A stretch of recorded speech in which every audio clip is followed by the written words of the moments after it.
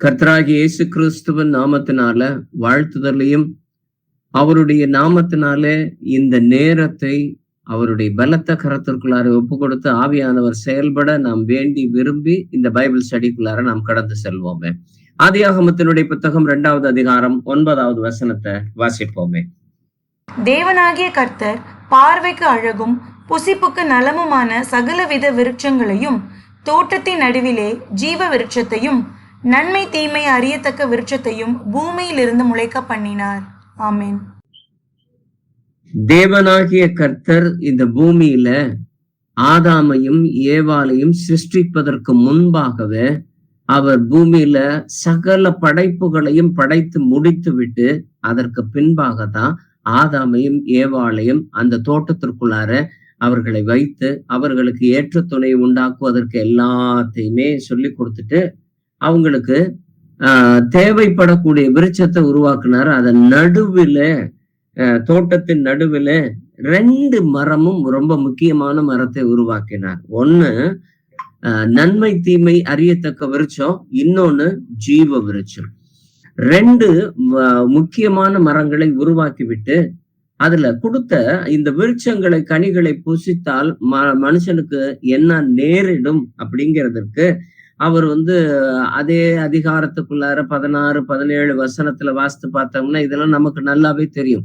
தேவனாகிய கர்த்தர் மனுஷனை நோக்கி, நீ தோட்டத்தில் சகல விருட்சத்தின் கனியை புசிக்கலாம், ஆனா நன்மை தீமை அறியத்தக்க விருட்சத்தினுடைய கனியை புசிக்க கூடாது. அப்படி நீ புசிக்க நாளில நீ சாகவே சாவாய் அப்படின்னு சொல்லிட்டு, புசிக்க வேண்டாம் அப்படிங்கிறதையும் சாகவே சாவாய் அப்படிங்கிறதையும் அவர் தெளிவா அந்த இடத்துல குறிப்பிட்டுதான் இருந்தார். ஆனா இந்த கட்டளையில நல்லா கவனிச்சு பார்த்தீங்க அப்படின்னா அவர் 2 விருட்சமும் இருந்துச்சு. ஒண்ணு ஜீவ விருட்சமும், இன்னொன்னு நன்மை தீமை அறியத்தக்கக்கூடிய விருட்சம், 2மே இருந்துச்சு. ஆனா இந்த ஜீவ விருட்சத்தினுடைய கனியை பத்தி அவருடைய கட்டளையில பேசவே கிடையாது. அவர் பேசினது ஒண்ணே ஒண்ணு, நீங்க நன்மை தீமை அறியத்தக்க விருட்சத்தினுடைய கனியை மாத்திரம் புசிக்க வேண்டாம். அப்ப இந்த கட்டளையில பேசிக்காவே அவர் அலோ பண்ண விஷயம் என்ன அப்படின்னா, நீங்க ஜீவ விருட்சத்தினுடைய கனியை புசிக்கலாம் அப்படிங்கிறதுல அவருடைய கற்பனைக்குள்ளாரே இருந்தது. நல்லா ஒரு 2 கனியினுடைய ஜீவ விருட்சத்தின் கனியும் நன்மை தீமை அறியத்தக்க இருக்கக்கூடிய கனிக்கும் ஆதியாகமத்தினுடைய புத்தகம் 3வது அதிகாரம் 22, 23 வசனத்தை வாசிப்போமே. பின்பு தேவனாகிய கர்த்தர், இதோ மனுஷன் நன்மை தீமை அறியத்தக்கவனாய் நம்மில் ஒருவனைப் போல் ஆனான். இப்பொழுதும் அவன் தன் கையை நீட்டி ஜீவ விருட்சத்தின் கனியையும் பறித்து புசித்து என்றைக்கும் உயிரோடு இராதபடிக்கு செய்ய வேண்டும் என்று அவன் எடுக்கப்பட்ட மண்ணை பண்படுத்த தேவனாகிய கர்த்தர் அவனை ஏதேன் தோட்டத்தில் இருந்து அனுப்பிவிட்டார். ஆமென். 2 கனி இருக்கிற மாதிரி இருக்கக்கூடிய விருட்சத்தை நடுவுல படைத்த தேவன் நன்மை தீமை அறியத்தக்க இருக்கக்கூடிய கனிய சாப்பிடக்கூடாதுங்கிறத ஏற்கனவே கட்டளை இட்டு இருந்தார். அதே சமயத்துல ஜீவ விருட்சத்தினுடைய கனியை பத்தி அவர் பேசவே கிடையாது. அவங்க சாப்பிடுறதுக்கு அனுமதி அவர்களுக்குள்ளார இருந்தது. ஆனா பிசாசு வஞ்சித்தது எப்படி அப்படின்னா, நன்மை தீமை அறியத்தக்கக்கூடிய விருட்சத்தினுடைய கனி மனுஷனுக்கு சாவை கொடுப்பதாகவே இருந்துச்சு. அதே சமயத்துல ஜீவ விருட்சத்தினுடைய கனி அவர்களுக்கு சாவாமை கொடுக்கக்கூடியதா இருந்துச்சு.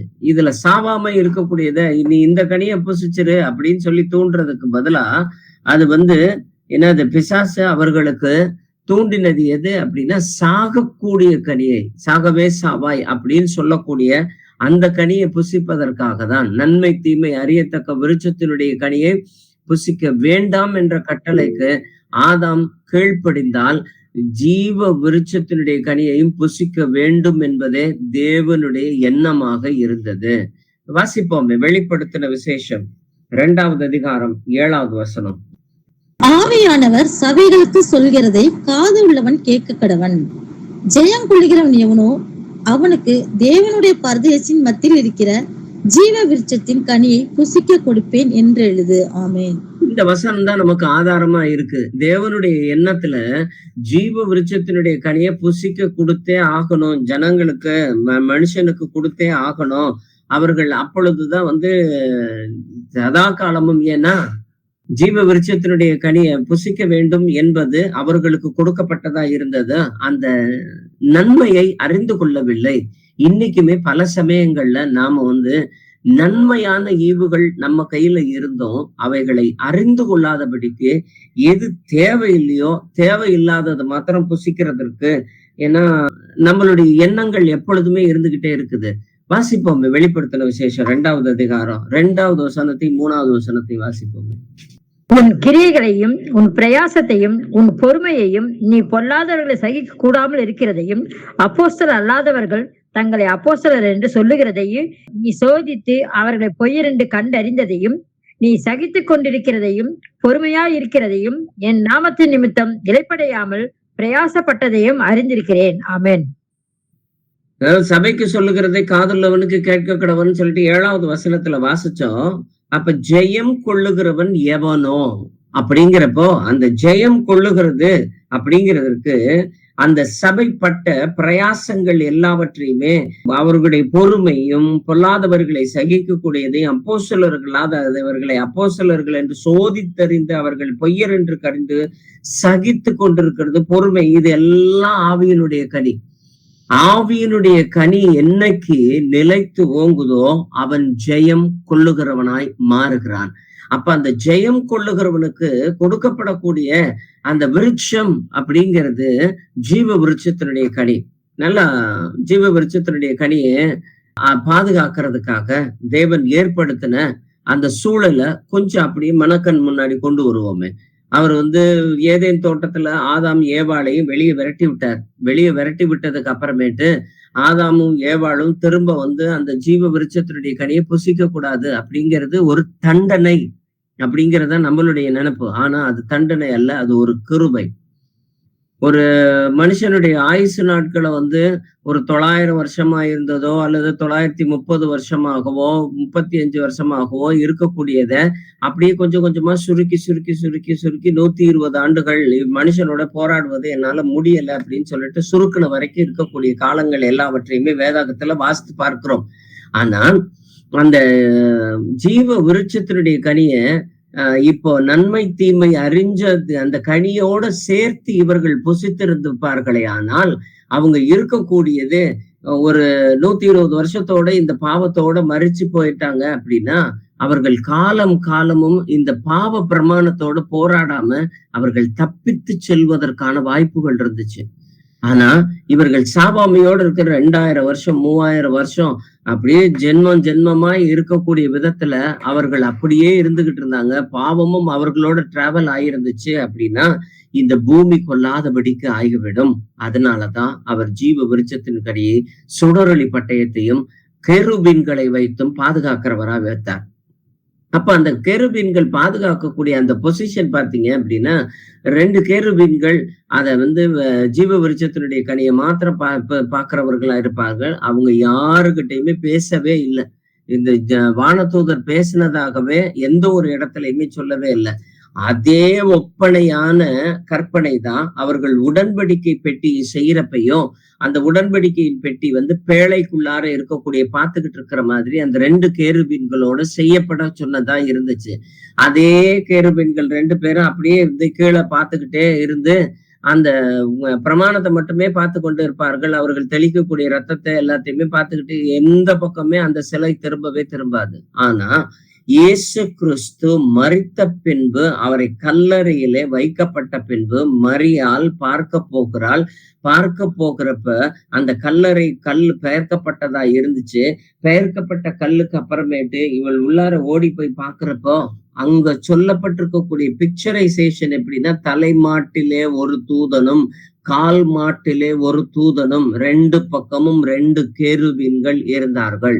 அந்த 2 தூதர்களும் இருந்தப்போ அவர்கள் அதே தோரணை, அன்னைக்கு ஜீவ விருட்சத்தை எப்படி பாதுகாக்கப்பட்டுச்சோ அதே தோரணை, உடன்படிக்கை பெட்டி எந்த விதத்துல பாதுகாக்கப்பட்டதுக்கு 2 தூதர்களை கொண்டு நிறுத்தினார்களோ அதே தோரணை, அதே போலவே கல்லறையிலுமே அவருடைய கால் மாட்டிலும் தரை மாட்டிலும் 2 பக்கத்திலையுமே தூதர்கள் இருந்து, ஆனா ஃபர்ஸ்ட் டைம் அந்த தூதர்கள் பேசினது ஸ்திரீயே நீ ஏன் அழுவுற அப்படின்னு சொல்லி கேட்டார். அவர்கள் பேசினார்கள். பேசிட்டு அவர் இங்க இல்ல, அவர் இது உயிர்த்தெழுந்துட்டாரு அப்படின்னு சொல்லக்கூடிய விஷயத்த கேட்டதுக்கு அப்புறமேட்டு இயேசு கிறிஸ்துவையே அந்த ஜீவ விருட்சத்தின் கனிக்கு ஒப்பத்தனவாய் சொல்லப்பட்டிருக்கக்கூடிய அந்த நிகழ்வுகள் எல்லாவற்றையுமே, அதுக்காக தான் இயேசு கிறிஸ்துவை நமக்கு புசிக்க கொடுக்கக்கூடிய மாமிசமாகவும், நாம என்னைக்கு ஆவியினுடைய கனியில நடக்கிறப்ப அந்த ஜீவ விருட்சத்தின் கனியாகிய இயேசு கிறிஸ்து நமக்குள்ளார வர்றதற்கும் கிருபை பாராட்டினார். அதுக்குத்தான் வெளிப்படுத்தின விசேஷத்துல சொல்லுது, ஜெயம் கொள்ளுகிறவன் எவனோ, ஜெயம் கொள்ளுகிறவன் எவனோ அவனுக்குத்தான் புஷ்டிக்கு கொடுக்கக்கூடியதாய் இருக்கும். அந்த வெளிப்படுத்தின விசேஷத்துல அதே 22வது அதிகாரத்துல 14வது வசனத்துல நாம வாசித்து பார்த்தோம் அப்படின்னா, ஜீவ விருட்சத்தினுடைய கனிக்கு யார் மேல அதிகாரம் உள்ளவர்களாய் இருக்கிறார்களோ, அதற்கு முன்னாடி ஆதியாகமத்தினுடைய புத்தகம் 2வது அதிகாரம் 16-17 வசனத்தை வாசிங்களேன். தேவனாகிய கர்த்தர் மனுஷனை நோக்கி, நீ தோட்டத்தில் உள்ள சகல விருட்சத்தின் கனியை புசிக்கவே புசிக்கலாம், ஆனாலும் நன்மை தீமை அறியத்தக்க விருட்சத்தின் கனியை புசிக்க வேண்டாம், அதை நீ புசிக்கும் நாளில் சாகவே சாவாய் என்று கட்டளையிட்டார். ஆமென். இதோட அப்படியே சேர்த்து ரோமர் 7:21-23 வரைக்கும் இருக்கதை வாசித்துங்க சிஸ்டர். ஆனபடியால் நன்மை செய்ய விரும்புகிற என்னிடத்தில் தீமை உண்டென்கிற ஒரு பிரமாணத்தை காண்கிறேன். உள்ளான மனுஷனுக்கு ஏற்றபடி தேவனுடைய நியாய பிரமாணத்தின் மேல் பிரியமாய் இருக்கிறேன். ஆகிலும் என் மனதின் பிரமாணத்துக்கு விரோதமாய் போராடுகிற வேறொரு பிரமாணத்தை என் அவயவங்களில் இருக்க காண்கிறேன். அது என் அவயவங்களில் உண்டாயிருக்கிற பாவ பிரமாணத்துக்கு என்னை சிறையாக்கி கொள்ளுகிறது.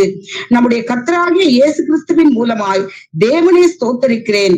ஆதலால் நானே என்னுடைய மனதினாலே தேவனுடைய நியாய பிரமாணத்துக்கும் மாம்சத்தினாலேயோ பாவ பிரமாணத்துக்கும் ஊழியம் செய்கிறேன். ஆமென். அப்போ ஒரு ஜீவ விருட்சத்தினுடைய கனிய அந்த இடத்துல வச்சுட்டு அதை நீ புசிக்கலாம்னு சொல்லி விட்டுட்டு, இந்த நன்மை தீமை அறியத்தக்க கூடிய அந்த விருட்சத்தினுடைய கனியை புசிக்க வேண்டாம்னு சொல்லக்கூடிய அந்த சந்தர்ப்பத்துல மாம்சத்திலிருந்து இருக்கக்கூடிய பிரமாணத்துல மாறினான் ஆதாம். ஆதாமை பொறுத்த வரைக்கும் நன்மை தீமை அறியத்தக்க கூடிய கனியை மாத்திரம்தான் புசிக்க வேண்டாம், வேற ஒரு கற்பனை இல்லை. ஆனா அந்த கற்பனையின்படி அதை நடக்காததுனால அவனுக்கு விளக்கப்பட்டது ஜீவ விருட்சத்தினுடைய கனியும் சேர்ந்து விளக்கப்பட்டதாய் போயிடுச்சு.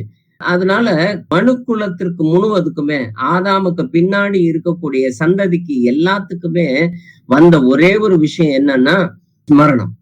2 விதத்துல பாதிக்கப்பட்டார்கள். 2 விதத்துல பாதிக்கப்பட்டது எப்படின்னா, ஆதாம போல அவரது சந்ததியர் சாக வேண்டும், அவருடைய கற்பனையின்படி நடந்தாலும் நடக்காவிட்டாலும் சாவு அவர்களுக்கு நிச்சயமானது. எனவே கற்பனையின்படி நடக்கிறவர்கள் அதற்கான பலனை பெறுவதற்கு வாய்ப்பு இல்லாமலே போயிடுச்சு. யாருமே தேவனோடு கூட சஞ்சரிக்கிறவர்களாய், அப்படியே நித்திய காலமாய் அவரோடு கூட இருக்கிறவர்களாய் இருக்க வேண்டிய சந்தர்ப்பத்தை, அதனாலதான் இன்னைக்கு பல பேருக்கு 1000 வருட அரசாட்சியில தேவனோடு கூட நீங்கள் சஞ்சரிக்கிறவர்களாய் அப்படியே நீங்க முழுசுமே இருக்கிறதுக்கான வாய்ப்பு உண்டுன்னு சொன்னா இன்னைக்கு நம்புறதுக்கு இல்ல. ஏன்னா அவர்கள் சந்ததியாரால் பார்க்கவில்லை, வாய்ப்பே இல்லை. 2வது, ஆதாமினுடைய பாவ ஜென்ம சுவாபமானது அவருடைய சந்ததிக்குள்ளாரையுமே வந்தது. அதன் காரணமாகத்தான் இந்த மாம்சத்தினுடைய பிரமாணம், பாவ பிரமாணம் என்றும் ஒரு பிரமாணம் உண்டாச்சு. மாம்சத்துக்குள்ளார இதுக்கு முன்னாடி வரைக்கும் அவர்களுக்குள்ளார பாவமே இல்லாம இருந்துச்சு. எப்போ இந்த நன்மை தீமை அறியத்தக்க கனியை புசிச்சப்போ மாம்சத்துல பாவ பிரமாணமும் உள்ளார நுழைஞ்சிச்சு. ஆனா ரோமர் 7:23 நாம வாசித்ததின்படியே, என் மாம்சத்தின் பிரமாணத்திற்கு விரோதமாய் போராடுகிற வேறு ஒரு பிரமாணத்தை என் அவயங்களில் இருக்கிறது. நான் முடிவு பண்றேன் பாவம் செய்யக்கூடாதுன்னு சொல்லிட்டு மனுஷனுடைய மனசு நினைச்சாலும் அவனை பாவம் செய்யும்படிக்கு நான் கோவப்படக்கூடாதுன்ட்டு வாய மூடிட்டு தான் இருக்கிறேன். நான் இச்சை அடக்கமா இருக்கணும்னு சொல்லிட்டு என்னுடைய அவயங்களை எல்லாத்தையும் கட்டுப்பாடாதான் வச்சிருக்கிறேன். ஆனாலும் இப்படியோ தவறி போய் நான் போராடுகிறவனா இருக்கிறேன், செய்ய வேணாம்னு சொல்லிட்டு மாம்சத்தில் உண்டாகக்கூடிய இந்த பாவ பிரமாணத்திற்கு போராடுகிறவர்களாய் சந்ததி முழுசுமே மாறுச்சு. ஆனா இதுல இருந்து வெளியே வர்றதற்கான வாய்ப்பை பார்க்கறதுக்காக தான் இன்னைக்கு ஆவியானவர் நம்மோடு கூட பேசி இருக்கிறார். இப்படி 2 விதத்திலையுமே பாதிக்கப்பட்ட சந்ததியினர் கனியை பெறுவதற்கு, ஜீவ விருட்சத்தினுடைய கனியை பெறுவதற்கு அவர் நடப்பித்த காரியம் என்னதுன்னா, உடனே விதிகளை எல்லாத்தையும் ரிலாக்ஸ் பண்ணவர் இல்லவே இல்லை. அதுக்காகத்தான் இவர்களுக்கு எந்த பிரமாணமுமே கொடுக்கவே இல்லை. அவர்கள் ஆதாம் ஒரே ஒரு பிரமாணம் மட்டும்தான் வச்சிருந்தான். அந்த பிரமாணம் நீ இந்த கனியை புசிக்க கூடாது. அதையும் மீறினதுனால அதுக்கு அப்புறமேட்டு வந்தது நியாய பிரமாணம், அது பாவ பிரமாணம், மாம்ச பிரமாணம், விசுவாச பிரமாணம், வரிசையா இல்ல அதுக்கப்புறமேட்டு வந்ததா இருந்தது. இவர்கள் 2 விதத்துல, ஒண்ணு சாவு, இன்னொன்னு அவர்களுடைய பாவ பிரமாணம். இது 2ம் நுழைஞ்சதுனால இந்த காரியத்துல இருந்து வெளியே வர்றதுக்கு, ஒண்ணு ஆதாமினுடைய பாவத்தால் சாகிறவர்கள் மீண்டும் உயிர் பெற வேண்டும். தேவன் முடிவு பண்ணது. அவர்கள் மாம்சத்திற்கு மரித்து ஆவிக்கு பிழைத்திருக்கிறவர்களாய் மாற வேண்டும் என்பது தேவன் முடிவு பண்ணது. 2வது, அவர்கள் மாம்சத்தில் உள்ள பாவ பிரமாணத்தில் அவர்களுடைய பாவங்கள் எல்லாமே மன்னிக்கப்படணும். ஏன்னா மாம்ச பிரமாணத்துல செய்யக்கூடிய எல்லா பாவங்களுமே மன்னிக்கப்படுறதற்கு ஒரு பாவ நிவாரணம், பரிகாரி, பலி அப்படிங்கிறது ஒண்ணு வேணும் அப்படிங்கறத முடிவு பண்ணதுனாலதான் இன்னைக்கு இயேசு கிறிஸ்து அப்படிங்கிற பேரை இன்னைக்கு நாம உச்சரிக்கிறவர்களாக, இயேசு கிறிஸ்து அப்படிங்கிற ஒரு கிருபாசனத்தின் அண்டை நிற்கக்கூடிய தைரியத்தை தரக்கூடிய அந்த நாமத்திற்குள்ளார நாம் நிற்கிறவர்களா இருக்கிறோம். இதுல இந்த தேவனுடைய சித்தத்தை நடப்பிப்பதற்கு அவர் என்னைக்குமே இரக்கம் உள்ளவராயும் மனதுருக்கம் உள்ளவராயும் இருக்கிறார். ஆனா தேவனுடைய மீறுதல் நிமித்தம் மனுக்குலம் முழுசுமே ஜீவ விருட்சத்தினுடைய கனியை பெறுவதற்கான வாய்ப்பே இல்லாம அது சுடரொளி பட்டயத்தினாலும் கேருபீன்களாகவும் பாதுகாக்கப்பட்டதா இருக்கிறதுக்கு தேவன் விரும்பவே இல்லை. பாவத்தால் பாதிப்புகளை போக்கி எல்லா மனுஷரையும் ஜீவ விருட்சத்தினுடைய கனியை பெற்றுக்கொள்ள வேண்டும் என்பதை தான் நாம வெளிப்படுத்தின விசேஷத்துல நாம வாசித்தோம். என்னது, ஆவியானவர் சபைக்கு சொல்லுகிறதை காதுள்ளவன் கேட்க கடவன், ஜெயம் கொள்ளுகிறவன் எவனோ அவனுக்கு தேவனுடைய பரதேசியின் மத்தியில் இருக்கக்கூடிய ஜீவ விருட்சத்தின் கனியை புசிக்க கொடுப்பேன். அவர் விரும்புகிறவராய் இருக்கிறார். உனக்கும் எனக்கும் ஜீவ விருட்சத்தினுடைய கனியை கொடுக்கணும்னு சொல்லிட்டு அவர் பூரணமாய் விரும்புகிறவராய் இருக்கிறார். இதுல ஒரே ஒரு முக்கியமான ஒரு காரியத்தை மட்டும் நாம பார்க்கலாம். அதுல சந்ததியார் அனைவரும் ஜீவ விருட்சத்தினுடைய கனியை பெற வேண்டும் என்பதற்காக தேவனுடைய சித்தமே ஒழிய ஜீவ விருட்சத்தினுடைய கற்பனையை பெறுவதற்கு கற்பனையின்படி நடக்க வேண்டும் அப்படிங்கிற நிபந்தனை எல்லாத்தையுமே குறைக்கவே இல்லை. நல்லா தெரிஞ்சுக்கங்க. நிபந்தனைய இதெல்லாம் மாத்திட்டேன் அதெல்லாம் மாத்திட்டேங்கிற நிபந்தனை எல்லாத்தையுமே பார்க்கவே இல்லை. அதனாலதான் பிரயாசத்தையும் பொறுமையும் சகிப்புக்கு தன்மையையும் நீங்கள் சகித்து கொண்டு பிரயாசப்பட்டு ஓடக்கூடிய இந்த விஷயத்தை எல்லாத்தையுமே பாக்குறேன்னு சொல்லிட்டு வெளிப்படுத்தின விசேஷத்துல நம்ம 2வது அதிகாரத்துல 2-3 வசனத்துல வாசிக்க கேட்டோம். இது கொஞ்சம் குழப்பமா தான் இருக்கும். ஏன்னா மாம்சத்துல பாவ பிரமாணம் இருக்கு. நமக்கு கற்பனையின்படி நடக்கணும்னு சொல்லி நான் நினைச்சாலும் எனக்கு மாம்ச பிரகாரமா இருக்கக்கூடியதுல என்னால போக முடியல அப்படின்னு சொல்லிட்டு நம்மை நாமே சமாதானப்படுத்துகிறவர்களா இருக்கிறோம். ஒண்ணு தெரிஞ்சுக்கங்க, நீங்க மாம்சத்தில் உள்ள பாவ பிரமாணத்தோடு போராடி தோற்பதால் செய்கிற பாவம் ஒண்ணு. 2வது, அப்படி போராடாமலே நிர்விசாரமாய் செய்கிற பாவங்கள் 2வது. கவனிங்க, போராடி தோத்து செய்கிற பாவம் மன்னிக்கப்படக்கூடியதா இருக்கிறது. நிர்விசாரமாய் நான் பாவமே செய்யாம இருக்க முடியாது அப்படின்னு சொல்லிட்டு நாம பிசாசையும் சூழ்நிலையும் வேற வழி இல்லை பிரதர், இந்த மாதிரி சூழ்நிலையில எல்லாம் இருக்கிறப்ப இப்படிதான் பாவம் செஞ்சாகணும், இந்த மாதிரி இடத்துல இருக்கிறவங்களோட இப்படித்தான் பேசி ஆகணும் அப்படின்னு சொல்லிட்டு நம்மளுடைய காரியங்களை சமாதானப்படுத்திக்கிட்டு இருக்கக்கூடியதுல விளைவு ரொம்ப மோசமா தான் இருக்கும். அவருடைய தீர்மானமும் இறுதியில இருக்கக்கூடிய அவருடைய அந்த தீர்ப்புகளும் ரொம்ப ரொம்ப அதிகமாய் இருக்கக்கூடியதா இருக்கு. வெளிப்படுத்தின விசேஷத்துல நாம இன்னும் 16, 17, 7, 8 இதுல எல்லாத்துலயும் வாசித்து பார்த்தோம் அப்படின்னா ரொம்ப அதிகமாய் தேவன் அந்த இடத்துல நமக்கு வெளிப்படுத்துகிறவராகவே இருக்கிறார். வெளிப்படுத்தின விசேஷம் 22வது அதிகாரம் 14, 15 வாசிப்போமே. ஜீவ விருட்சத்தின் மேல் அதிகாரம் உள்ளவர்கள் ஆவதற்கும் வாசல்கள் வழியாய் நகரத்திற்குள் பிரவேசிப்பதற்கும் அவருடைய கற்பனைகள் செய்கிறவர்கள் பாக்கியவான்கள். நாய்களும் சூனியக்காரரும் விபச்சாரக்காரரும் கொலைபாதகரும் விக்கிர ஆராதனைக்காரரும் பொய்யை விரும்பி அதன்படி செய்கிற யாவரும் புறம்பே இருப்பார்கள். ஆமென். இந்த புறம்பே இருக்கிறவர்களுடைய லிஸ்ட்ல நாம எதுவுமே இல்லவே இல்லை சிஸ்டர்ஸ் அண்ட் பிரதர்ஸ். அதனால ஜீவ விருட்சத்தின் மேல் அதிகாரம் உள்ளவர்களாகி, அப்ப அதிகாரத்தை கர்த்தர் கொடுக்கிறவரா இருக்கிறாரு. அந்த அதிகாரத்தை நாம் பெற்றுக்கொள்ளுகிறவர்களா இருக்கிறப்போ, ஏன்னா ஜெயம் கொள்ளுகிறவர்கள் எல்லாவற்றையுமே இதுக்கு முன்னாடி இருக்கக்கூடியதுல 21வது அதிகாரத்துல 7-8 வசனத்தையுமே வாசிப்போமே. வெளிப்படுத்தின விசேஷம் 21:7-8. ஜெயம் கொள்ளுகிறவன் எல்லாவற்றையும் சுதந்திரித்துக் கொள்ளுகிறான். நான் அவன் தேவனாய் இருப்பேன், அவன் என் குமாரனாய் இருப்பான்.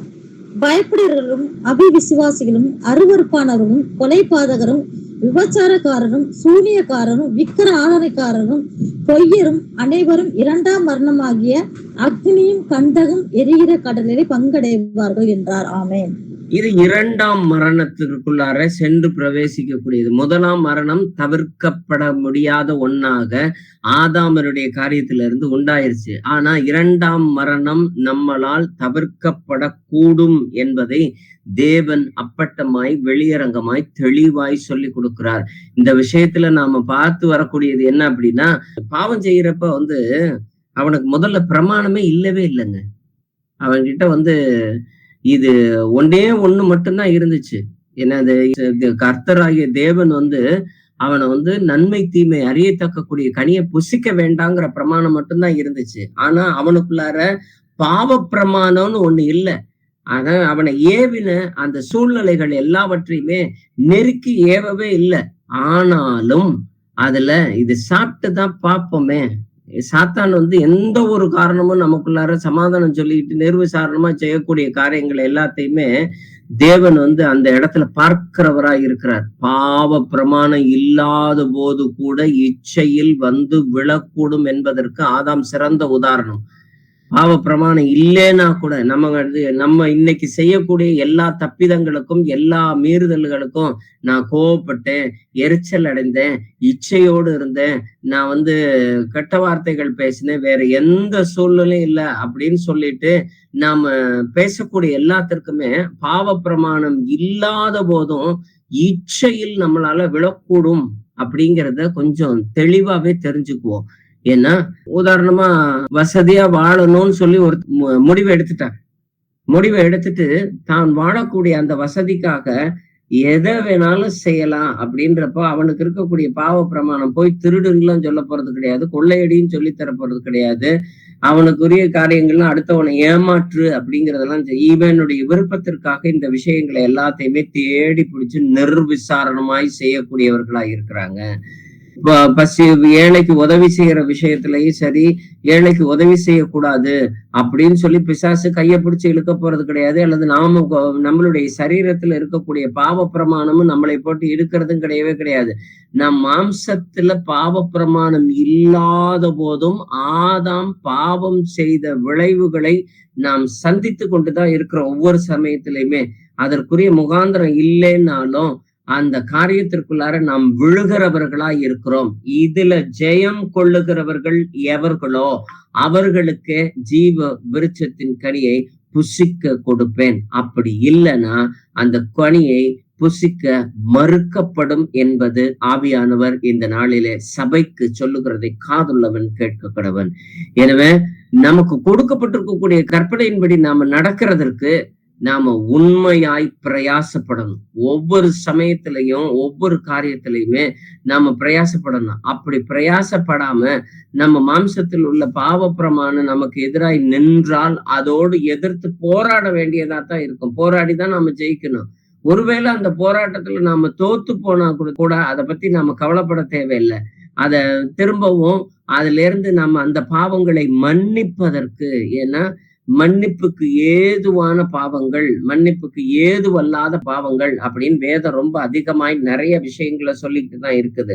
அவர் அனுக்கிரகத்தினுடைய காலத்திற்குள்ளார நம்மள ஆறுதல் செய்யக்கூடியவராய் இருக்கிறார். ஏசாயா தீர்க்க தரிசன புஸ்தகம் 61வது அதிகாரம் 2வது வசனத்தை வாசிங்களேன்.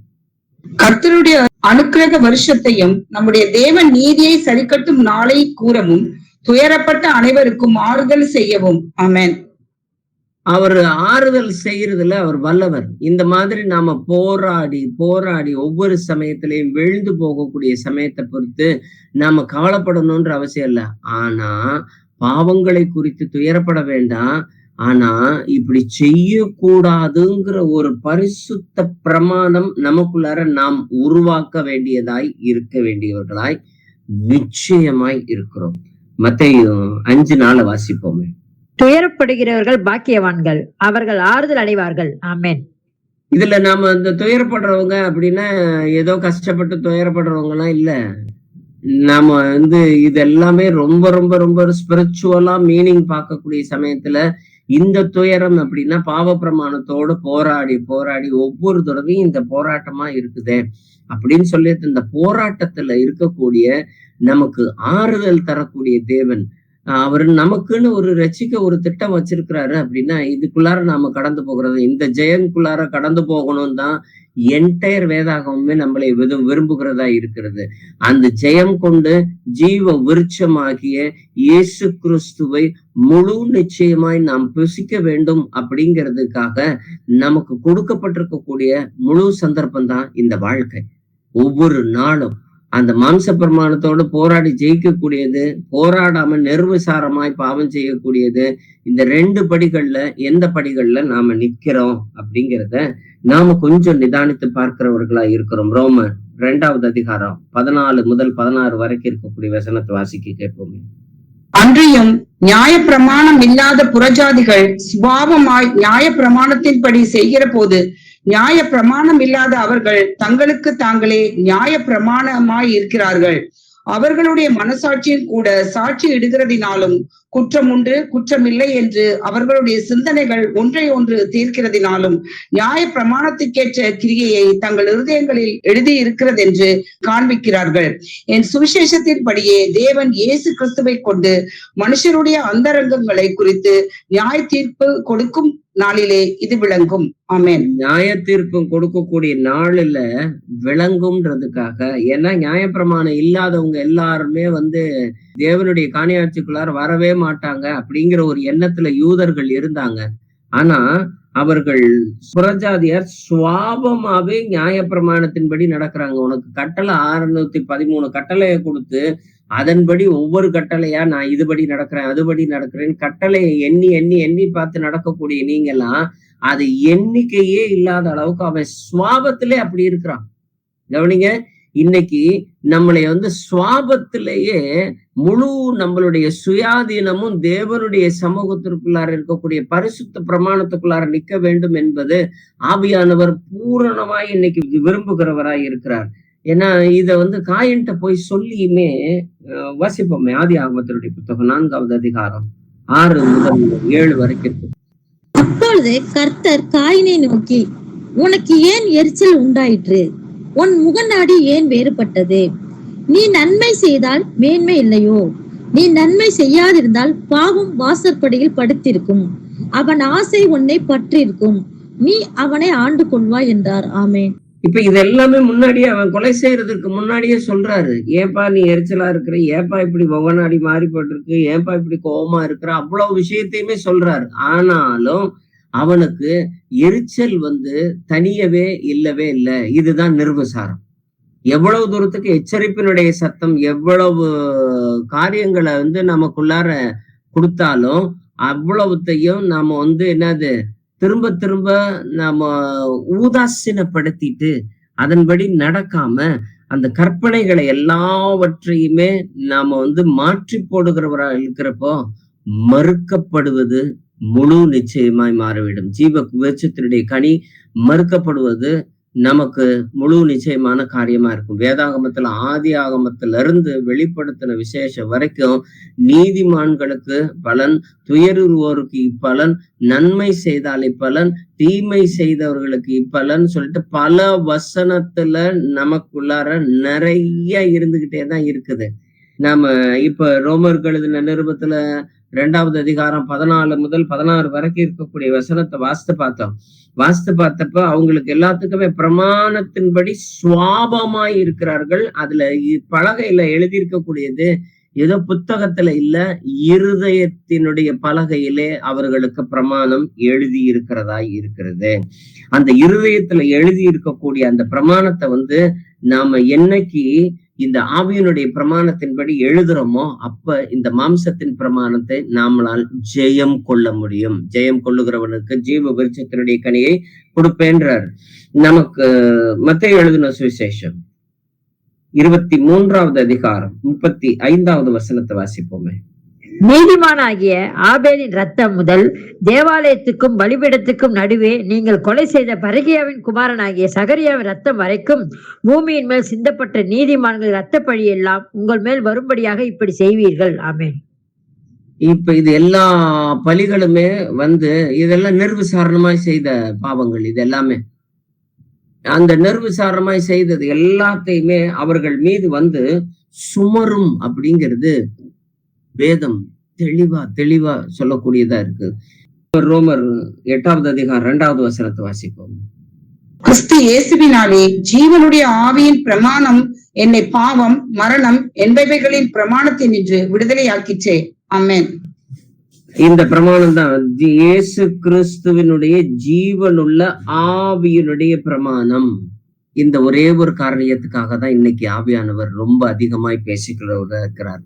ஏன்னா இந்த ஜீவனுள்ள ஆவியினுடைய பிரமாணம் என்னை மரணமாகிய இந்த மாம்ச பிரமாணத்திலிருந்து என்னை பிரிச்செடுக்கக்கூடியது, என்பவர்களுடைய பிரமாணத்திலிருந்து விடுதலை ஆக்கக்கூடியதா இருக்கிறது.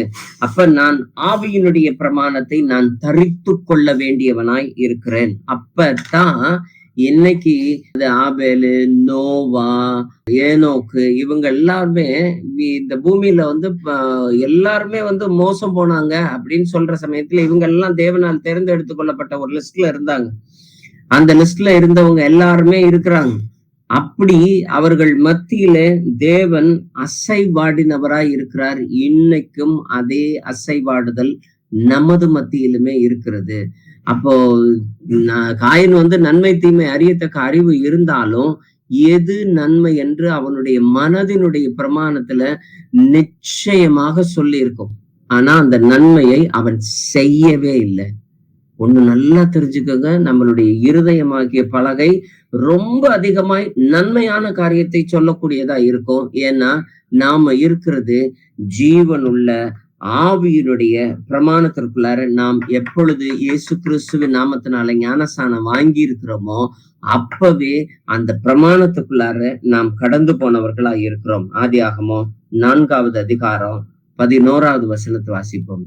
இப்பொழுது உன் சகோதரனுடைய இரத்தத்தை உன் கையிலே வாங்கி கொள்ள தன் வாயை திறந்த இந்த பூமியில் சபிக்கப்பட்டிருப்பாய். ஆமென். அது என்னைக்கு நாம இதெல்லாம் பழைய ஏற்பாட்டுல இருக்கக்கூடியது நிழல். இன்னைக்கு நிஜமாய் நாம் பார்க்கிற பொழுது இந்த மாதிரி எல்லாத்தையுமே நாம செய்யறப்ப நம்மளுடைய குடும்பத்தின் மீது இந்த சாபங்களும் இந்த பாவத்தினுடைய பிரமாணத்தினுடைய கூறுகளும் பலிக்க கூடியதா இருக்கிறது. நாம என்னது பாரம்பரிய சபைக்குள்ள இருக்கிறப்ப அறிந்தும் அறியாமலும் தெரிந்தும் தெரியாமலும் நான் செய்த பாவங்கள் அப்படின்னு சொன்ன காரியங்கள்லாம் இருக்கு. எதுவுமே தெரியாம செய்யலப்பா, அது மட்டும் நல்லா தெரிஞ்சுக்கோங்க. எந்த ஒரு காரியமுமே நாம தெரியாம செஞ்சோம் அப்படின்னு சொல்றதற்கு இல்லவே இல்லை. நாம எல்லாவற்றையுமே தேவனுடைய சமூகத்திற்குள்ளார அறிந்தவர்களாய் தெரிந்தவர்களாய் மாத்திரமே நாம் செய்திருக்கிறோம். அந்த காரியத்தை எல்லாத்தையுமே தேவன் மன்னிப்பதற்கு தயவு பெருத்தவராய் இருக்கிறார். அப்போஸ்தலர் 3வது அதிகாரம் 20வது வசனம். உங்கள் பாவங்கள் நிவர்த்தி செய்யப்படும் பொருட்டு நீங்கள் மனம் திரும்பி குணப்படுங்கள். ஆமென். அதனால இன்னைக்கு மனம் திரும்பி குணப்படுவதற்கு என்னைக்கு நாம ஒப்பு கொடுக்கிறோமோ அப்போ தேவனுடைய பரிசுத்த ஆவியிலுள்ள ஜீவ ஆவி பிரமாணம் நமக்குள்ளார செயல்படக்கூடியதா இருக்கும்.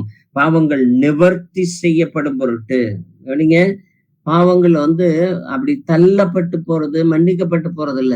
பாவம் நிவர்த்தி செய்யக்கூடியதற்கு பலி இயேசு கிறிஸ்து மாத்திரம் தான். அந்த இயேசு கிறிஸ்துவ நாமத்தினால ஞானஸ்நானம் என்னைக்கு வாங்குறோமோ, இயேசு கிறிஸ்துவ நாமத்துக்குள்ளார என்னைக்கு ஒப்பு கொடுத்து ஜெபிக்கிறோமோ, இயேசு கிறிஸ்துவ நாமத்துக்குள்ளார என்னைக்கு நாம நிக்கிறோமோ அன்னைக்கு மாத்திரம்தான் தேவன் நமக்கு பாவ நிவர்த்தி செய்யும் பொருட்டாய் நாம் குணப்படுகிறவர்களாய் மாறுகிறோம். 1 யோவான் 1வது அதிகாரம் 9வது வசனத்தை வாசிப்போம். நம்முடைய பாவங்களை நாம் அறிக்கையிட்டால் பாவங்களை நமக்கு மன்னித்து எல்லா அநியாயத்தையும் நீக்கி நம்மை சுத்திகரிப்பதற்கு அவர் உண்மையும் நீதியும் உள்ளவராய் இருக்கிறார். ஆமென். என்ன பாவ பிரமாணத்துக்குள்ளார இருக்கிறேன், அதனால நான் ரட்சிக்கப்பட்டு ஞானஸ்நானம் வாங்கி சபைக்குள்ளார இருக்கிறவங்க எல்லாருமே பரிசுத்தவான்கள் அப்படிங்கிற ஒரு சூழலுக்குள்ளார இருந்தா இன்னைக்கு ஆவியானவர் பேசுறதே வேறையா இருக்கும். ஆனா அதுக்குள்ளார வந்ததுக்கு அப்புறமேட்டும் நம்மளுடைய பேச்சுக்களோ, நம்மளுடைய வழக்குகளோ, நம்மளுடைய ஒவ்வொரு காரியங்களோ மாறாமல் இருக்கும் பட்சத்துல நம்மளுடைய பிரமாணம் இன்னமும் எதுக்குள்ள இருக்குன்னா பாவ பிரமாணத்துக்குள்ளாரதான் இருக்கு. நம்ம சுற்றி செய்யக்கூடிய எல்லா பாவங்களும், நிர்விசாரமாய் செய்யக்கூடிய எல்லா பாவங்களும் பின்னர் உணர்ந்து இவை அனைத்துக்கும் நாம நிவாரணம் செய்ய தேவனுக்குரிய காரியத்துக்குள்ளார தேடணும் அப்படின்னா அவர் நம்மை பூரணமாய் ரட்சிக்க வல்லவராய் இருக்கிறார். ஏன்னா நம்மை நீக்கி சுத்திகரிப்பதற்கு அவர் உண்மையும் நீதியும் உள்ளவராய் இருக்கிறார். அப்போஸ்தலர் பணி 3வது அதிகாரம் 20வது வசனம். உங்கள் பாவங்கள் நிவர்த்தி செய்யப்படும் பொருட்டு நீங்கள் மனம் திரும்பி குணப்படுங்கள். ஏன்னா இந்த மனம் திரும்பி குணப்படுறது அப்படிங்கிறது எதுக்காக அப்படின்னா, திரும்பவும் நாம வாசிக்கிறோம் அப்படின்னா, அவர் நம்மளைய அந்த பாவங்கள் எல்லாத்துக்குமே அவருடைய சமூகத்துக்குள்ளார உட்புத்துட்டு அதுக்கப்புறமேட்டு நாம திரும்ப அதுக்குள்ளார நான் வரவே மாட்டேன்னு ஒரு தீர்மானத்துக்குள்ளார என்னைக்கு நாம நிக்கிறோமோ அப்பதான் எல்லாவற்றையுமே தேவனுடைய சமூகத்துல அறிக்கையிட்டு அவைகளை விட்டு விடுகிறவர்களாய் நாம் மாறுகிறோம். நீதிமொழிகளுடைய புத்தகம் 28:13 வாசிப்போம். தன் பாவங்களை மறைக்கிறவன் வாழ்வடைய மாட்டான், அவைகளை அறிக்கை செய்து விட்டு விடுகிறவனோ இரக்கம் பெறுவான். ஆமென். இன்னமும் நாம எந்த ஒரு காரியத்தையுமே நாம அன்னன்னைக்கு இது வருஷ கணக்குல சொல்லல, வாழ்நாள் முழுக்க இருக்கிறதுக்கு சொல்லல, அத்தனைக்குமே மன்னிப்பு கேட்டுதான் நம்ம ஞானஸ்நானம் பெற்றவர்களா இருப்போம். அன்னன்றைக்கு அதனதன் பாடுகள் அதனதன் நாட்களுக்குள்ளாரே இருக்கக்கூடியதா இருக்கும். அப்போ தேவனுடைய சமூகத்துக்குள்ளார ஆதி ஆகமத்தினுடைய புத்தகம் 3வது அதிகாரம் 15வது வசனம் சொல்றதன்படி உன் வித்துக்கும் அவள் வித்துக்கும் பகையை உண்டாக்குவேன், அவள் உன் தடையை நசுக்குவாய் அப்படிங்கிறது மாதிரி, குதிங்காலை நசுக்குவாய் அப்படின்ற மாதிரி நாம அந்த காரியத்துக்குள்ளார ஒவ்வொரு நாளும் அது கால தீண்டக்கூடியதா இருக்கும். திரும்ப நாம நசுக்கிறவர்களாய் நாம மாறி தேவனுடைய சமூகத்துல நிற்கிறவர்களாய் இருப்போம். ரோமர் 2வது அதிகாரம் 6-7 வசனத்தை வாசிப்போம். தேவன் அவனவனுடைய கிரியைகளுக்கு தக்கதாய் அவனவனுக்கு பலன் அளிப்பார். சோர்ந்து போகாமல் நற்கிரியைகளை செய்து மகிமையையும் கனத்தையும் அழியாமையையும் தேடுகிறவர்களுக்கு நித்திய ஜீவனை அளிப்பார். ஆமென். அப்போ நம்ம பாவங்களை வருத்தி அதுல இருந்து மீண்டும் அவற்றையெல்லாம் செய்ய மாட்டேன்னு சொல்லி தீர்மானித்து அந்த தீர்மானத்துக்கு ஏற்ப நம்மளுடைய காரியங்களை எல்லாத்தையுமே நாம ஒழுங்குபடுத்திக்கிட்டோம் அப்படின்னா அந்த பாவம் திரும்ப நமக்குள்ளார வரவே வராது. அவன் கிரியைகளுக்கு தக்கதான அவனவனுக்கு பலன் அளிக்க வல்லவராய் இருக்கிறார். இந்த கிரியை ஒவ்வொரு நாளும் நாம புதுப்பிக்க கூடியவர்களா, என்னுடைய பிரமாணத்தை தேவனுடைய பண்ணப்பட உடன்படிக்கையை தினைக்கும் நான் புதுப்பிக்க கூடியதா இருக்கிறேன். அப்படி தினைக்கும் நான் புதுப்பிக்கிறவர்களா இருக்கும் பட்சத்துலதான் தேவன் என்னோடு கூட பேசுகிறவராயும் என்னோடு கூட வழி நடக்கிறவர்களாகவும், பாவ நிவார்த்தி செய்ததுக்கு அப்புறமேட்டு அந்த தீர்மானம் எடுத்ததுக்கு அப்புறமேட்டு மனம் வருந்தி குணப்பட்டதுக்கு அப்புறமேட்டு அவைகளை எல்லாவற்றையும் திரும்ப செய்யாதபடிக்கு நாம தேவனுடைய சமூகத்துல ஒத்தாசையோடு கூட நாம பயணப்படுகிறவர்களா இருக்கிறோம். 1 கொரிந்தியர் 15:58 வாசிப்போம். ஆகையால் எனக்கு பிரியமான சகோதரரே, கர்த்தருக்குள் நீங்கள் படுகிற பிரயாசம் விருதவாய் இராது என்று அறிந்து நீங்கள் உறுதிப்பட்டவர்களாயும் அசையாதவர்களாயும் கர்த்தருடைய கிரிகையில எப்பொழுதும் பெறுகிறவர்களாயும் இருப்பீர்களாக. ஆமென். ஏன்னா எனக்கு பிரியமான சகோதரர்களே அப்படின்னு சொல்லிட்டு தான் அவர் சொல்லக்கூடியவரா இருக்கிறார். அதே தொனியில தான் இன்னைக்குமே நாம சொல்றோம், எனக்கு பிரியமான சகோதரர்களே சகோதரிகளே. இன்னைக்கு நாம படுகிற பிரயாசம் ஒண்ணுமே விருதாவா போகவே போகாது. நாம இங்க ஆன்லைன்ல உட்கார்ந்து கேட்கக்கூடிய விஷயமா இருந்தாலும் அதற்கு பின்பாக நாம தேவனுடைய சமூகத்துல ஒப்புரவாக்கி நம்மளுடைய காரியங்களை எல்லாவற்றையும் எந்த ஒரு காரியமுமே நமக்கு விருதாவாய் போகவே போகாது. நீங்கள் உறுதிப்பட்டவர்களாகவும் அசையாதிருக்கிறவர்களாகவும் அந்த கிரியையில எப்பொழுதும் பெருகுகிறவர்களாகவும், எப்பொழுதுமே அந்த கிரியை இன்னைக்கு இருக்கக்கூடிய கிரியை நாளைக்கு என்ன பெருகிதான் ஆகணும். இன்னைக்கு நான் ஒரு சில காரியத்துக்காக தான் மனம் வருத்தப்பட்டேன். இன்னைக்கு எனக்கு மனம் வருத்தப்படுறதுக்கோ அல்லது தேவனுடைய சமூகத்துல மனம் திரும்புதலுக்கோ என்கிட்ட ஒண்ணுமே இல்லை அப்படின்னு சொல்றதற்கு யாருமே கிடையாது. எல்லாருடைய காரியத்திலயுமே ஏதாகிலும் ஒரு காரியத்தை சீர்பொருந்துறதுக்கு இருக்கதான் செய்யும். ஆனா அதுல நாம் பெருகுகிறவர்களாய் இருக்க வேண்டும் என்று தேவன் நம்மை இந்த நாளில வழி நடத்துகிறவராய் இருக்கிறார். கலாத்தியர் 5:6 வாசிப்போம். கிறிஸ்து இயேசுவின் இடத்தில் விருத்த சேதனமும் விருத்த சேதனம் இல்லாமையும் ஒன்றுக்கும் உதவாது. அன்பினால் கிரியை செய்கிற விசுவாசமே உதவும். ஆமென். இந்த விருத்த சேதனம்ங்கிறது வெளியரங்கமாய் மாம்சத்தின் பூர்வமாய் பண்ணப்பட்டது. ஆனா நமக்கு எல்லாமே அந்த விருத்த சேதனை இல்லவே இல்லை. நாம இருதயத்தினுடைய நுனித்தோலை உரித்தவர்கள். இருதயத்தினுடைய நுனித்தோலை உரிப்பது அப்படிங்கிறது நம்ம எல்லா பிரமாணத்துக்குள்ளார, மாம்சத்தினுடைய பிரமாணத்தை எல்லாத்தையுமே நாம ஒழித்து ஆவியினுடைய பிரமாணத்திற்குள்ளார கடந்து போகணும்னு சொல்லிட்டு அவருக்குள்ளார நாம எல்லாத்தையுமே விட்டுவிடுத்தோம். ஆனா அன்பின் கிரிகைகளினாலே செய்கிற விசுவாசமே உதவும்.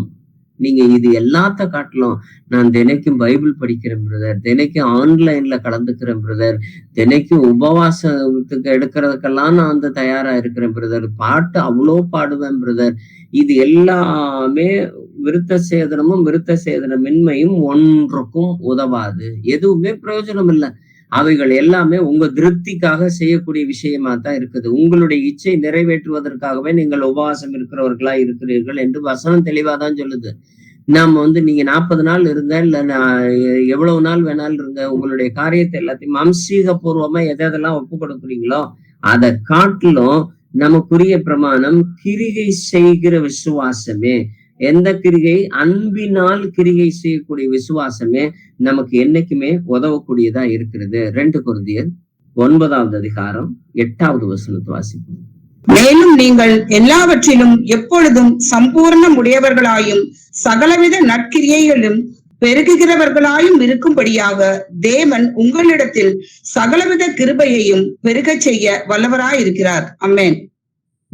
இதுல எப்பொழுதும் சம்பூர்ணம் உடையவர்களாகவும், அப்படியே தேவனுடைய சமூகத்துக்குள்ளார சம்பூர்ணம் அப்படின்னா அதுக்கு மேல நிறைக்கிறதற்கு எதுவுமே கிடையாது.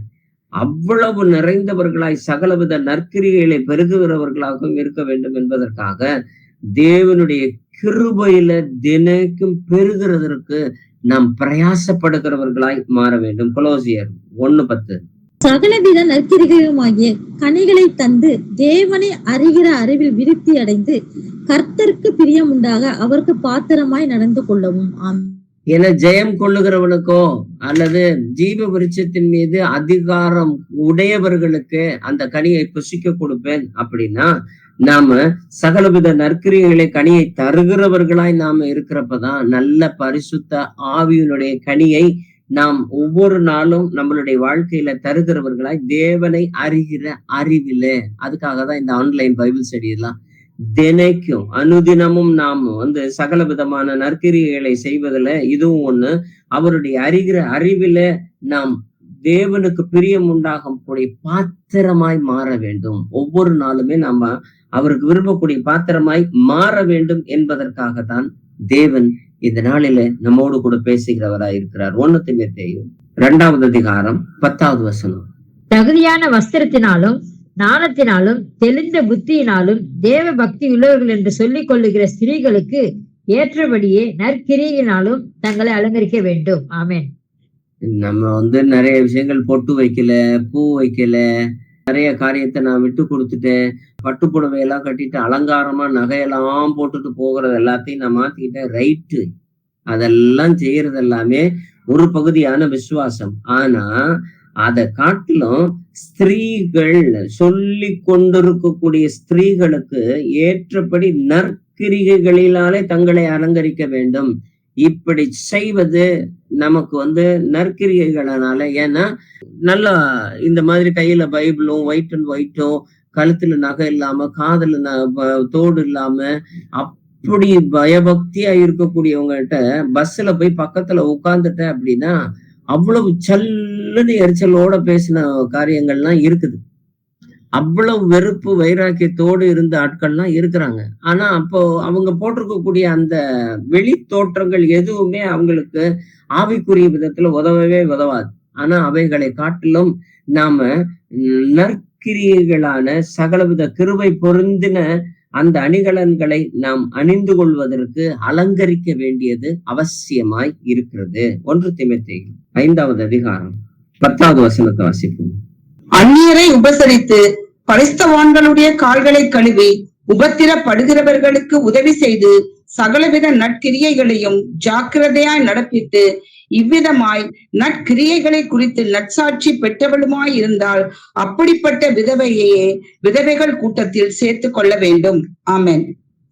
ஒரு விதவைக்கு இவ்வளவு தூரத்துக்கு சொல்லி இருக்கிறாங்க அப்படின்னா நம்ம விதவைகளுடைய கூட்டத்துல சேர்க்க வேண்டியவர்களுக்கு என்னென்ன கிரைட்டீரியா இருக்கணும் அப்படின்னு சொல்லக்கூடிய அந்த கிரைட்டீரியாவுல எப்படின்னா நற்கிரியைகளை ஜாக்கிரதையாய் நடப்பித்து. அப்ப இன்னைக்கு எல்லாருடைய காரியங்கள்லயுமே நாம செய்யக்கூடியது ஒரு நாளைக்கு அட்லீஸ்ட் ஒரு நற்கிரியாச்சும் இருக்கணும். இன்னைக்கு நாம என்ன நற்கிரியை செஞ்சோன்றத நிதானித்து பார்ப்போமே. அந்த நற்கிரியைகளுக்குள்ளார நாம் கடந்து போகிற பொழுது தேவன் நம்மை இன்னும் அதிகமாய் ஜெயம் கொள்ளுகிறவனாய் பார்க்கிறவராய் இருக்கிறான். மாம்ச பிரமாணத்தோட நிறைய போராட வேண்டியதா தான் இருக்கு. நானும் செய்யணும்னு தான் நினைக்கிறேன் பிரதர், நானும் அப்படிதான் இருக்கணும்னு நினைக்கிறேன் பிரதர். ஆனா என்னால பல சமயங்கள்ல முடியாம போயிடுது. போராடி ஒரு நாள் தோத்து போனா பரவாயில்ல, அடுத்த நாள் அதே போராட்டத்தை நீங்க தொடருங்க, ஜெயிக்க கூடியவர்களாய் இருக்கிறோம். அப்பதான் ஜீவ விருட்சத்தின் மேல அதிகாரம் உள்ளவர்களாய் நாம் மாறக்கூடும். அப்பதான் நம்மளால அந்த மாற்றத்திற்குள்ளார நம்மளால கடந்து போகவே முடியும். வாசிப்போமே 1 தீமோத்தேயு 6வது அதிகாரம் 18வது வசனம். நன்மை செய்யவும் நற்கிரிகைகளை ஐஸ்வர்யமாகவும் தாராளமாய் கொடுக்கிறவர்களும் உதாரண குணமுள்ளவராய் இருக்கவும். ஆமேன். இந்த நற்கிரிகைகள் ஐஸ்வர்யவான்கள் நல்ல பணக்காரனா இருக்கணும். எதுல? நற்கிரிகை இல்ல. எந்த ஒரு காரியத்திலயுமே நாம சாந்தம், இச்சை அடக்கம், பொறுமை, நமக்கு இருக்கக்கூடிய தயவு, நற்குணம், விசுவாசம், இப்படி சொல்லக்கூடிய எல்லா காரியத்திலையுமே தேவனுடைய சமூகத்திற்குள்ளார அன்பின் பிரமாணத்திற்குள்ளார நாம் கட்டப்பட்டவர்களாய் இருக்கிறப்போ தேவன் நம்மை நற்கிரியைகளில் ஐஸ்வர்யவான்களாக நம்மை மாற்ற வல்லவராய் இருக்கிறார். அதுல உதார குணமுள்ளவர்களாய் இருக்க வேண்டும். எல்லாத்துலயுமே கொடுக்கறதுல மாத்திரம் இல்லைங்க, நீங்க பேசக்கூடியதுலயும் ஆசீர்வதிக்கக்கூடிய விஷயத்திலயுமே நமக்கு உதாரத்துவமாய் இருக்க வேண்டியவர்களா இருக்கிறோம். 2 தீமோத்தேயு 3வது அதிகாரம் 16-17 வசனத்தை வாசிப்போம். வேத வாக்கியங்கள் எல்லாம் தேவ ஆவியினால் அருளப்பட்டிருக்கிறது. தேவனுடைய மனுஷன் தேறினவனாகவும் எந்த நற்கிரியையும் செய்ய தகுதியுள்ளனாகவும் இருக்கும்படியாக அவைகள் உபதேசத்துக்கும் கடிந்து கொள்ளுதலுக்கும் சீர்திருத்தலுக்கும் நீதியை படிப்பதற்கும் பிரயோஜனம் உள்ளவர்களாய் இருக்கிறது. ஆமென். இந்த ஆன்லைன் பைபிள் ஸ்டடி ஏதோ 1 மணி நேரத்துக்காக நாம பிரயோஜனம் உள்ளதா இருக்கணும். இந்த நேரத்தை நாம அசுத்தத்தினுடைய கிரியைகளுக்கு ஒரு டிவியோ சீரியலோ சினிமாவோ பார்த்து பொழுதுபோக்கிட்டு வெட்டியா செல்போனை நோண்டிட்டு வீணாக்காம பிரயோஜனமா இருக்கணும்ன்றதுக்காக நமக்கு இந்த ஆன்லைன் கொடுக்கப்படல. இந்த உபதேசத்துக்கும் கடிந்து கொள்ளுதலுக்கும் சீர்பொருந்துதலுக்கும் நீதியை படிப்பித்தலுக்கும் பிரயோஜனம் உள்ளவைகளாய் இருக்க வேண்டும் என்பதற்காக தான் தேவன் இந்த நாளில இவைகளை வைத்திருக்கிறார். தீத்து 3:8 வாசிப்போம். இந்த வார்த்தை உண்மை உள்ளது. தேவனிடத்தில் விசுவாசமானவர்கள் நற்கிரியைகளை செய்ய ஜாக்கிரதையா இருக்கும்படி நீ இவைகளை குறித்து திட்டமாய் போதிக்க வேண்டும் என்று விரும்புகிறேன். இவைகளே நன்மையும் மனுஷருக்கு பிரயோஜனமுமானவைகள். ஆமென். ஏன்னா இப்ப நாம வாஸ்த வசனங்கள் எல்லாமே உண்மை உள்ளவைகள். அதே சமயத்துல தேவனிடத்தில் விசுவாசம் உள்ளவர்கள் நற்கிரியைகள் செய்ய ஜாக்கிரதை உள்ளவர்களா இருக்க வேண்டும் என்பது திட்டவட்டமா போதிக்க வேண்டிய ஒரு விஷயம். இதுல 14வது வசனத்தை வாசிருங்க. கனியற்றவர்களாய் இராதபடி குறைவுகளை நீக்குவதற்கு ஏதுவாக நற்கிரிகளை செய்ய பழகட்டும். ஆமென். அதாவது நம்முடையவர்களும் கனியற்றவர்களாய் இராதபடிக்கு நாம யாருமே இந்த ஐக்கியத்துக்குள்ளார இருக்கக்கூடிய யாருமே கனியற்றவர்களாய் இராதபடிக்கு குறைவுகளை நீக்குவதற்கு ஏதுவான நற்கிரிகளை செய்ய பழகட்டும். பழகணும். நாம தொடர்ந்து இந்த மாம்சத்தினுடைய பிரமாணத்திற்கும் இந்த பாவ பிரமாணத்திற்கும் எதிர்த்து போராடி நிர்விசாரமாய் செய்யக்கூடிய பாவங்கள் மன்னிக்கப்படாது. எதை பத்தியும் கவலை இல்லாம என்னது வர்றபடி வரட்டும் பிரதர், கோவப்பட்டா கோவம் தான் கோவப்பட்டுருவோம் பிரதர், திட்டணும்னா ஏதாச்சும் பொல்லாத வார்த்தைகளை பயன்படுத்தி தூஷணமான வார்த்தைகளை பயன்படுத்தி திட்டி நாக்குல என்னது சுருக்குன்னு அவங்களுக்கு உரைக்கிற மாதிரி பேசினாதான் நடக்கும்.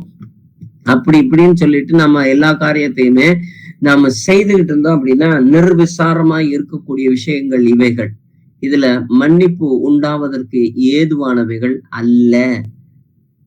தேவன் நம்மளை இந்த நாளிலே எச்சரிக்கிறவராய் இருக்கிறார். அதனாலதான் நற்கிரிகளை செய்ய பழகட்டும் அப்படிங்கிறார். பழக்கம் நமக்குள்ளார பழகிக்கணும். ஒவ்வொரு நாளுமே இதை பழக்க வேண்டியவர்களா இருக்கிறோம். 1 கொரிந்தியர் 7வது அதிகாரம் 19வது வசனத்தை வாசிப்போம். விருத்த சேதனமும் ஒன்றுமில்லை, விருத்த சேதனம் இல்லாமையும் ஒன்றுமில்லை, தேவனுடைய கற்பனைகளை கை கொள்ளுகிறதே காரியம். ஆமென்.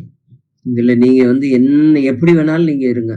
நான் யூதனா இருந்தாலும் சரி, கிரேக்கனா இருந்தாலும் சரி, அந்நியனா இருந்தாலும் சரி, தேவனுடைய சமீபத்துல இருக்கிறவனா யாரா இருந்தாலும் அவருடைய கற்பனையின்படி நடந்துகிட்டோம் அப்படின்னா அவர் சமீபத்துல இருப்பார்.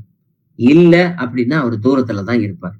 இதனால நான் ஞானசானம் வாங்கிட்டேன், நான் சபையில நான் இருக்கிறேன், நான் பைபிள் தூக்கிட்டு இருக்கிறேன், பைபிள் ஸ்டடியில நான் கலந்துக்கிட்டேன், நான் இப்படி இருக்கிறேன் அப்படி இருக்கிறேன்னு இதுல எல்லாம் எதுவுமே ஒன்றுமில்லை. அவருடைய கற்பனைய அன்னன்னைக்கு நாம தினைக்கும் செய்கிறவர்களா இருக்கும் பட்சத்துலதான் தேவன் நம்மை தேடுகிறவராயும் நாடுகிறவராயும் இருக்கிறார். யாக்கோபு 2:24, 25, 26 வசனத்தை வாசிப்போம்.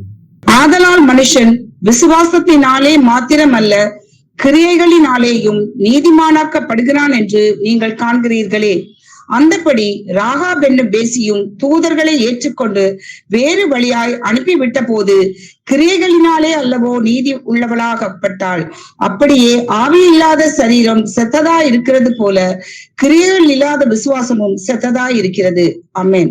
நான் விசுவசிக்கிறேன்னு சொல்லிட்டு கையில் பைபிளோ வாயில வசனமும் மாத்திரம் இருந்துகிட்டு இருந்தா மாத்திரம் இல்ல, அதனுடைய கிரிகை நம்மளுடைய வாழ்க்கையில எல்லா நாளுமே வெளிப்படக்கூடியதா இருக்கணும். அப்படி இல்லைன்னா நம்மளுடைய விசுவாசம் செத்ததாய் இருக்கக்கூடியதாய் மாறிடும்.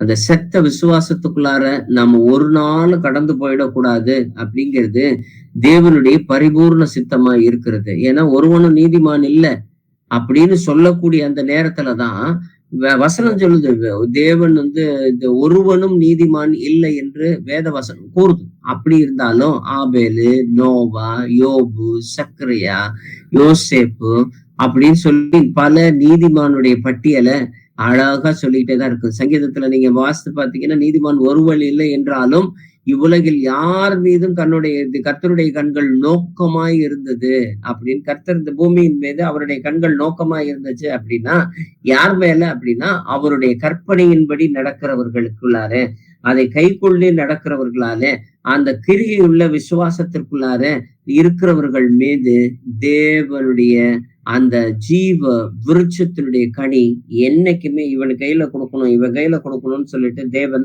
அந்த இடத்துல நிறுத்தினவராய் இருக்கிறார். வாசிப்போமே மத்தேயு 19:17. அதற்கு அவர், நீ என்னை நல்லவன் என்று சொல்வானே, தேவன் ஒருவர் தவிர நல்லவன் ஒருவனும் இல்லையே, நீ ஜீவனில் பிரவேசிக்க விரும்பினால் கற்பனைகளை கைக்கொள் என்றார். ஆமென்.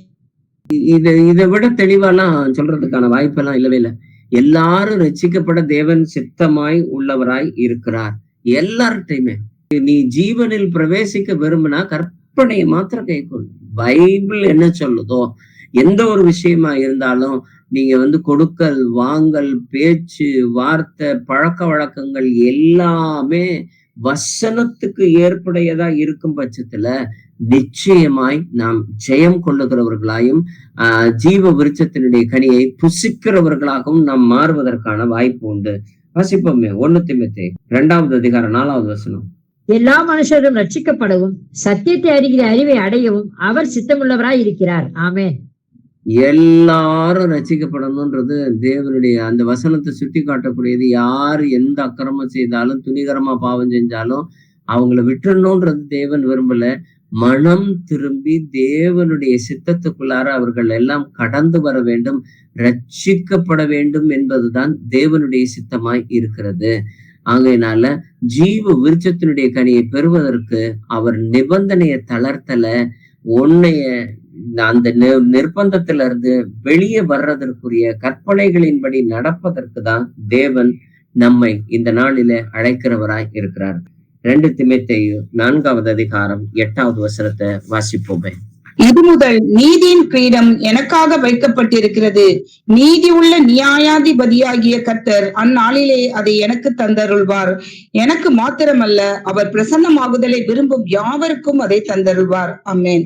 பவுல் சொல்றான், நல்லதொரு போராட்டத்தை போராடினேன், ஜீவ கிரீடத்தை காத்து கொண்டேன்னு சொல்லிட்டு அவன் ஓடுற பிரயாசம், அவ்வளவுப்பட்ட பிரயாசத்தை ஓடி அவன் ஜீவ கிரீடத்துக்காக, நீதியினுடைய கிரீடத்துக்காக அவன் பட்ட பிரயாசத்தெல்லாம் இருக்குது. ஆனா அவருக்கு மட்டும்தான் தருவாருன்னு சொல்லிட்டு நீங்க யாருமே சொல்லிடக்கூடாதுன்றதுக்காக தான் எனக்கு மாத்திரம் அல்ல, அவருடைய பிரசன்னமாகுதலை விரும்பும் யாவருக்கும். அவருடைய பிரசன்னமாக்குதல் அப்படின்னா அவருடைய 2ஆம் வருகையை நாம் எதிர்பார்த்து காத்திருக்கிறோம். இந்த சபையில பிரதானமானதே அவருடைய 2ஆம் வருகைக்குரிய செய்தி தான். அடிப்படை சத்தியத்திற்கு அடுத்தது அவருடைய நியாய தீர்ப்புக்காக அவருடைய 2ஆம் வருகையை குறித்து தான். அதை விரும்பி காத்திருக்கக்கூடியவர்களுக்கு அவர் தந்தருள்வார். எது? நீதியினுடைய கிரீடத்தை தந்தருள்வார். அதை விரும்பி காத்திருக்கக்கூடிய சபை நாம் தான் என்பதை ஆவியானவர் இந்த நாளில திட்டவட்டமாய் தெளிவாய் சொல்லுகிறதுனால நாம் செவி உள்ளவர்களாய் கேட்டு நம்மை நாமே நிதானித்து அறிகிறவர்களாய் மாறுகிற பொழுது ஜீவ விருட்சத்தின் மீது அதிகாரம் உள்ளவர்களாய், அந்த மரத்துக்கு மேலே அதிகாரம் இருக்கிறப்ப அந்த கனியை பறிச்சு சாப்பிடுறதுங்கிறது ரொம்ப லகுவானது. அந்த ஜீவ விருட்சத்தின் கனி இயேசு கிறிஸ்து மாத்திரமே என்பதை ஆவியானவர் இந்த நாளில நம் சபைக்கு தெளிவாய் கூறுகிறவராய் இருக்கிறார். நாம் எல்லாரும் தலைகளை தாழ்த்தி தேவனுடைய சமூகத்துல ஜெபிப்போமே. மகா இரக்கமும் கனமும் பொருந்தி எங்கள் பரமனேஸ்வரே, ஆதாமின் மூலமா இந்த பூமியில உண்டான அந்த பாவ சுவாபத்திலிருந்து எங்களை பிரித்தெடுக்கக்கூடிய தேவ சுவாபம் இயேசு கிறிஸ்துவின் நாமத்தினாலே உண்டாயிருக்கிறதற்காய் கோடி நன்றிகளை எடுக்கிறோம் ராஜா. அதன்படியே ஒவ்வொரு நாளும் கிரியைகளை வளர்கிறவர்களாகவும், கிரியைகளை பெருகுகிறவர்களாகவும், கிரியைகளை சம்பூர்ணமுடையவர்களாய் நாம் மாறவும், கிரியைகளில ஐஸ்வர்யவான்களாகவும், தாராளமாய் கொடுக்கிறவர்களாகவும், உதார குணம் உள்ளவர்களாகவும், நாம் எல்லா ஜாக்கிரதையாய் நடப்பிக்கிறவர்களாகவும், தெளிந்த புத்தி உள்ளவர்களாகவும், தேவன் மீது பக்தி உள்ளவர்கள் என்று சொல்லக்கூடிய விதத்துல நற்கிரியைகளினாலே எங்களை அலங்கரித்துக் கொள்ளுகிறவர்களாகவே இருக்கவும் தேவரீர் இந்த நாளிலே ஒவ்வொருவரையும் பாதுகாத்து கொள்ளும், வழி நடத்தும். அதன்படியே நீர் வருகிற நாளிலே உம்முடைய வருகைக்கென்று காத்திருக்கக்கூடியவர்களுக்காக, விரும்புகிறவர்களுக்காக யாவருக்கும் அதை தருவேன்னு சொன்னீங்களே, அந்த விரும்புகிறவர்களாய் நாங்கள் இறுதி பரியந்தம் வரைக்கும் நிலைத்திருக்க தேவரீர் உம்முடைய பரிபூர்ண ஒத்தாசை இந்த வேளையில இறங்கி வருவதாக ராஜா. அதை நாங்கள் பெற்றுக்கொள்பவர்களாய் நீதியின் கிரீடத்தையும், உம்முடைய ஜீவ கிரீடத்தையும், உம்முடைய ஜீவ விருட்சத்தினுடைய கனியையும் பெற்றுக்கொள்ளுகிறவர்களாய் நாங்கள் இருக்கக்கூடிய விதத்துல தேவரீர் நீரே எங்களை பாதுகாத்துக் கொள்ளும், வழி நடத்தும் எங்கள் ஜீவனுள்ள நல்ல பிதாவே. ஆமென்.